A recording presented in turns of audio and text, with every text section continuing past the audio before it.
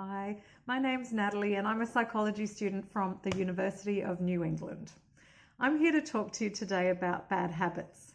You know the ones that started off really small but then they've become annoying or maybe even unhealthy, like biting nails or picking skin or chewing your lip or cracking your knuckles or even checking your phone too often. Sometimes these happen so frequently that they end up having a negative impact. You might have tried to stop, or you might have been doing it for so long that you don't even realize that you're doing it. Whatever your habit is, really is possible to change it.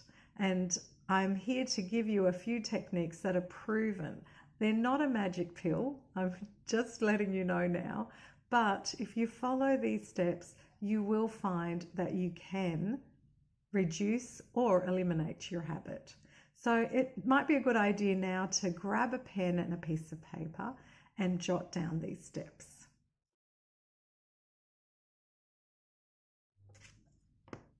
Step 1.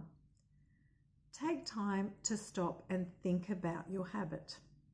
Psychologists call this a functional assessment, but all it is writing down what you do, when you do it, and where you are when you do it. This is probably the most important step because you'll learn clues for how to change.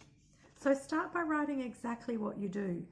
If you bite your nails, do you bite all of them or just one? Do you bite the cuticles as well? Try to write down exactly what you do because knowing this will help you know what to change. Next, think about the situations where you do your habit. What time of day is it? Where are you? Who are you with? Are there activities where you're more likely to do it or less likely? Knowing this helps you to be prepared. Then write down what happens after you've done your habit. How do you feel? What does it leave you with?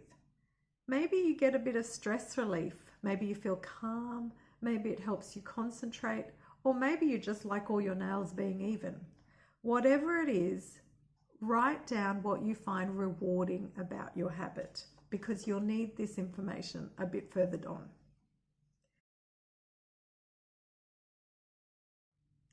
Step 2, awareness training.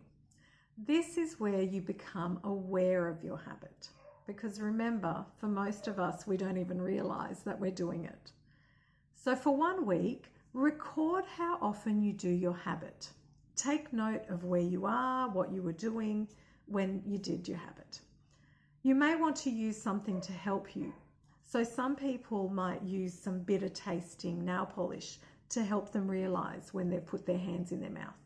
Other people might ask a friend to tell them whenever they pick up their phone or whenever they crack their knuckles. Keep a tally on your phone or on your hand and write down the total at the end of the day because you can then compare this with later when you're starting your change. Some people do stop with the bitter taste alone or with having someone else tell them that they're doing the habit. But generally what happens is people get used to it. They get used to the taste or they start to do it they start to do the habit when the person's not actually watching them. So for this reason, we actually need to move to step 3 to really make a change.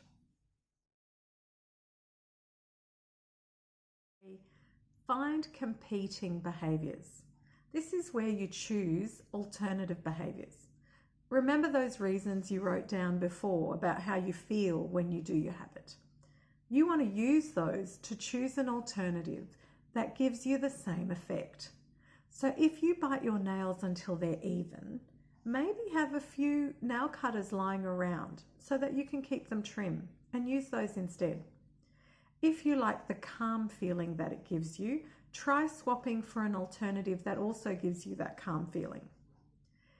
It's also helpful if your alternative competes with your current habit. And what that means is you just can't do them at the same time.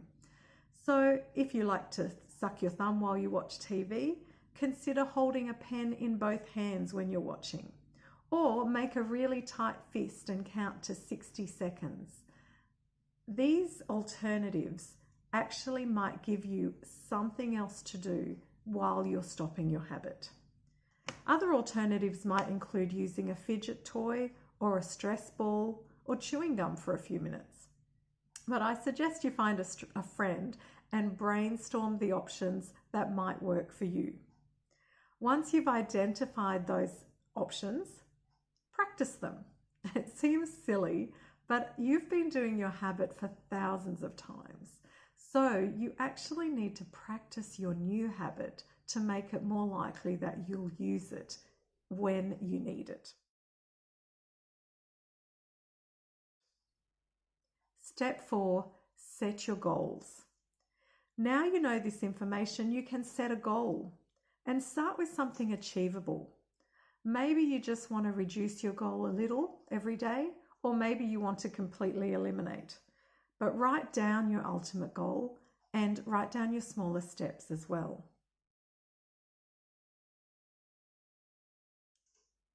Step 5, find your social support. Other people help us to reach our goal. We could do it alone, but we do it so much better with someone else. So think about who you'd be comfortable with asking for help and who you would feel would give you positive praise and encouragement. It's important to have someone cheering you on and praising you as you improve and as you reach your goals. You could also ask your support person to regularly remind you why you're breaking your habit in the first place, just as some extra motivation. And finally, step 6, reinforcement. Find your rewards. This is a crucial step and it's actually often overlooked. Reinforcement and praise are one of the strongest ways to change a behavior. So remember, without realizing it, your old habit was very reinforcing and very rewarding. So now you want to reward yourself for your new habit, for not doing your old habit, for your alternative choice. You want to give yourself a reward when you do those. Give yourself a high five every time you put your hand down and you don't put your hand in your mouth. Or plan a night out to celebrate a week of achieving a milestone. Post your successes daily on social media. Hey, that's what it's there for. Whatever it is, make sure your reward is reinforcing for you. So there you go. 6 steps for kicking your habit. I really hope you can see that whatever it is you're trying to change, that it is possible if you follow these steps. And don't let it get you down if you have a couple of bad days. It does happen, but use it to figure out what actually didn't work so well and what you might need to tweak to make it work for you. And as Dory from Finding Nemo would say, just keep swimming. Good luck and let me know in the comments below how you're going. Thanks for watching.